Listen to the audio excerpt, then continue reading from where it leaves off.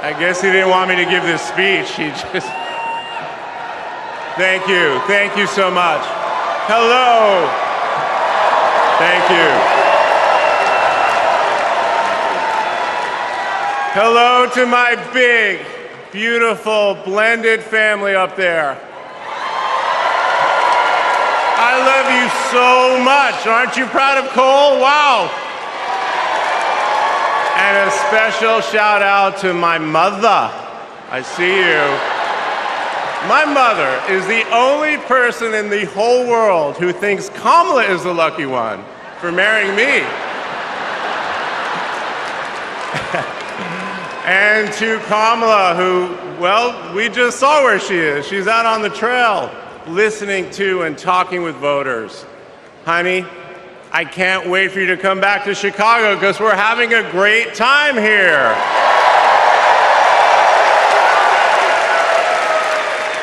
I love you so much.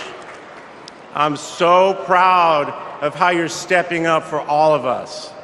But that's who she is. Wherever she's needed, however she's needed, Kamala rises to the occasion. And she did it for me and our family. And now that the country needs her, she's showing you what we already know. She's ready to lead. She brings both joy and toughness to this task, and she will be a great president we will all be proud of. Now, I'm the son of two Brooklynites, Mike and Barb. They've been together almost 70 years. My dad worked in the shoe business in Manhattan, and he moved our family out to New Jersey. Where's New Jersey? I see you out there. When I was a little kid. And in a lot of ways, I had a typical Jersey suburban childhood. I biked around the neighborhood. I took the bus to Hebrew school. And I rode to Little League practice in the way back of my coach's wood-paneled station wagon. And if we did well, we got to have a Slurpee after. In my neighborhood, everyone left their garage door open. Wherever you ended up at dinner time, that's the family that fed you. Everyone took care of everyone else. And the guys I grew up with are still my best friends. The group chat is active every day, and it's probably blowing up right now, guys. When my dad had to get a new job, we moved across the country to LA. Money was tight. Hey, California.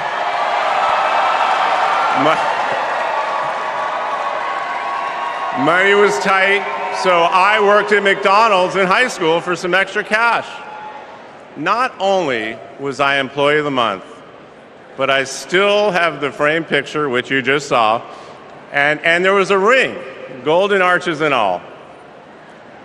And then I waited tables, parked cars. I was working full-time so I could afford to go to college part-time.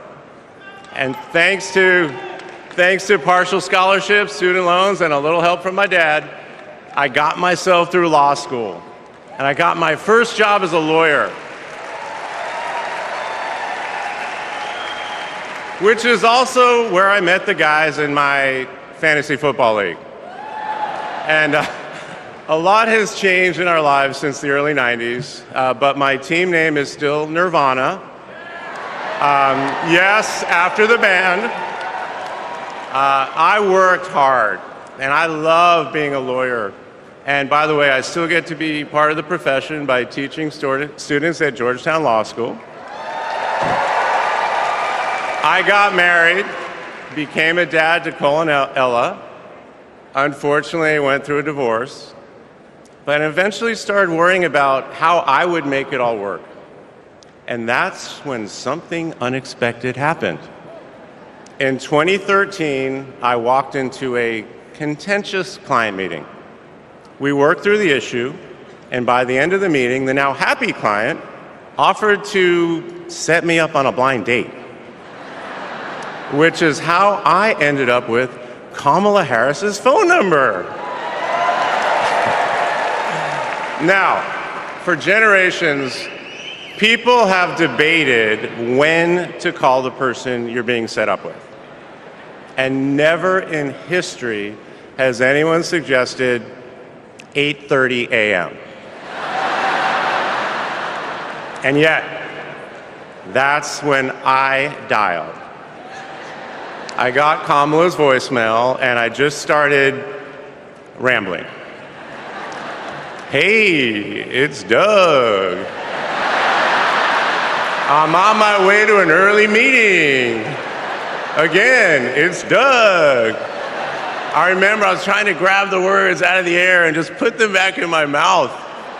And for what seemed like far too many minutes, I hung up. By the way, Kamala saved that voicemail, and she makes me listen to it on every anniversary. But that message wasn't the only unusual thing about that day. Now, Kamala, who normally would have been working hard at her office, just happened to be waiting at her apartment for a contractor to do some work on her kitchen. I was eating at my desk, which was not a regular occurrence for a busy lawyer like me who appreciated a good business lunch. But that's when she called me back. And we talked for an hour, and we laughed. Well, you know that laugh. I love that laugh.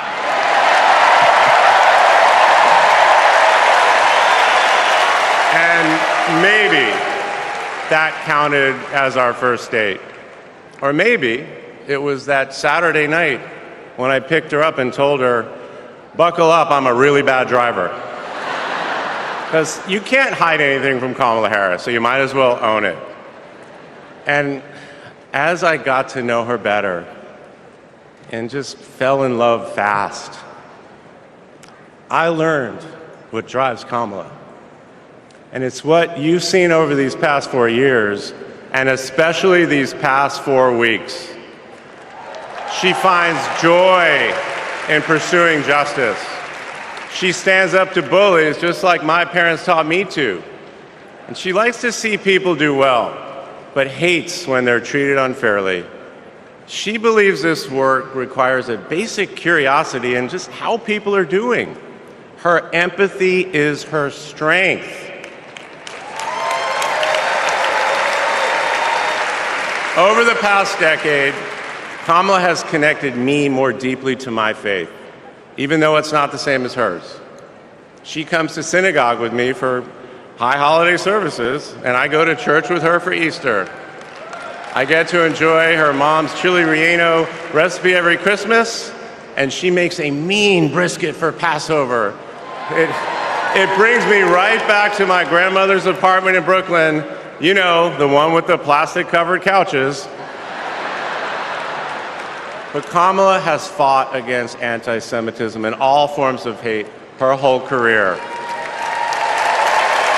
She's the one who encouraged me as second gentleman to take up that fight, which is so personal to me.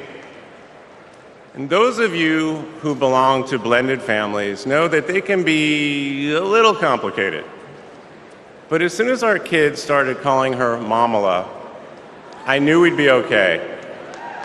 Ella calls us a three-headed parenting machine. Kamala and Kirsten, thank you both. Thank you both for always putting your family and the kids first. Now, Cole and Ella's friends knew that when they'd come over for Sunday dinner with Mamala, it was going to be real talk. In between taking cooking instructions, they'd have to answer questions about what problem they wanted to solve in the world. They learned that you've always got to be prepared because Kamala is going to prosecute the case. And in the same breath that Cole and Greenlee told us that they were engaged, they asked Kamala to officiate their wedding. And in the same way that she always steps up when it matters, Kamala put so much time into those remarks, and she bound them in a book that matched her dark red dress, and then turned that into a gift for the happy couple. A few days ago, during this incredible time we're going through, there was a brief window when Kamala was back at home. And I saw her sitting on her favorite chair, and in the middle of a wild month, I just hoped that she was having a quiet moment to herself. But then I realized she was on the phone. And of course, my mind went to all the potential crises that the vice president could be dealing with. Was it domestic? Was it foreign? Was it campaign? I could see she was focused, and all I knew was that it must be something important. And it turns out it was. Ella had called her. That's Kamala.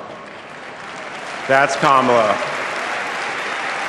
Those kids are her priorities, and that scene was a perfect map of her heart. She's always been there for our children, and I know she'll always be there for yours too.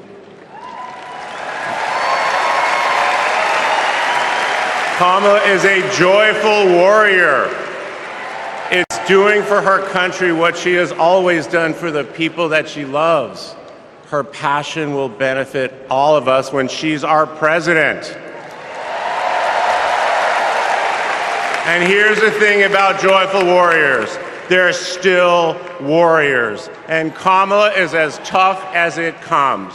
Just ask the criminals, the global gangsters, and the witnesses before the Senate Judiciary Committee.